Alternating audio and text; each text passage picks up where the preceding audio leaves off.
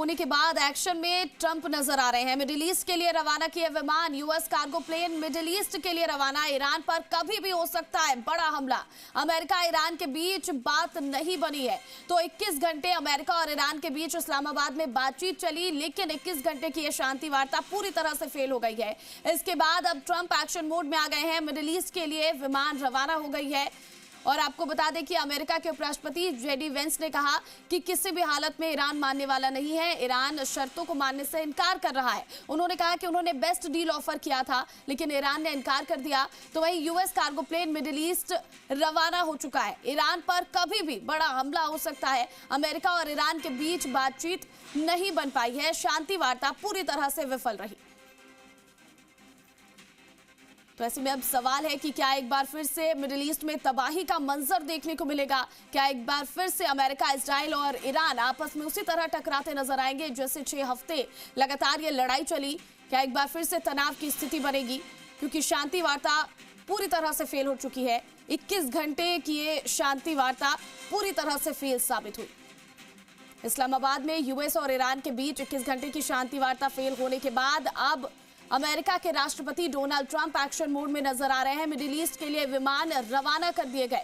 US cargo plane middle east के लिए रवाना हुए हैं और ईरान पर कभी भी बड़ा हमला हो सकता है। अमेरिका और ईरान के बीच बात नहीं बनी, जिसके बाद अब ट्रंप ने इतना बड़ा फैसला लिया और एक्शन मोड में डोनाल्ड ट्रंप नजर आ रहे हैं।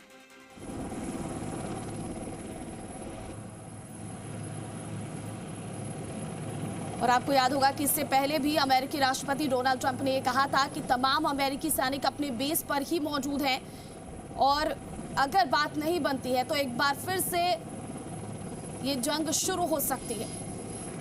और ऐसे में जो तस्वीरें अमेरिका से निकलकर सामने आई वो यही बयां कर रही हैं कि एक बार फिर से ईरान, अमेरिका, इजराइल के बीच जंग शुरू हो सकती है।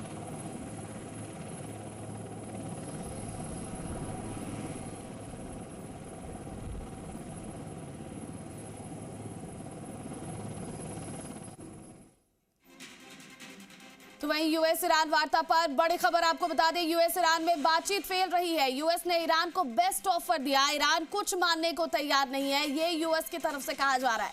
तो यूएस और ईरान के बीच शांति वार्ता हुई, 21 घंटे की शांति वार्ता, लेकिन ये पूरी तरह से फेल साबित हुई।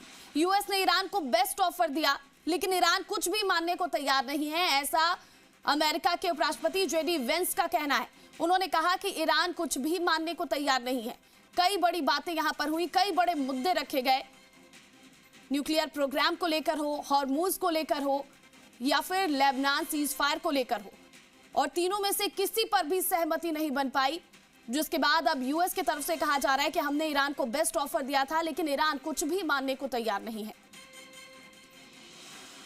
स्टेट ऑफ हॉर्मूज में पहले जैसी स्थिति चाहता है अमेरिका, लेकिन ईरान इस बात पर पूरी तरह से इनकार कर रहा है। लेबनान में सीज फायर को लेकर भी चर्चा हुई, ईरान ने इस पर भी इनकार कर दिया। और इसी के साथ आपको ये भी बता दें कि न्यूक्लियर प्रोग्राम को लेकर भी जिस तरह से अमेरिका लगातार ईरान पर दबाव बना रहा है, ईरान ने इस पर भी सहमति नहीं जताई, जिसके बाद ये वार्ता विफल रही। Hours, and we've had a number of substantive discussions with the Iranians. That's the good news.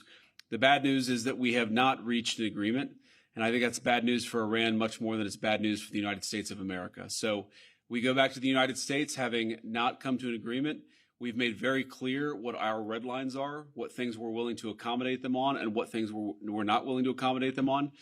And we've made that as clear as we possibly could, and they have chosen not to accept our terms.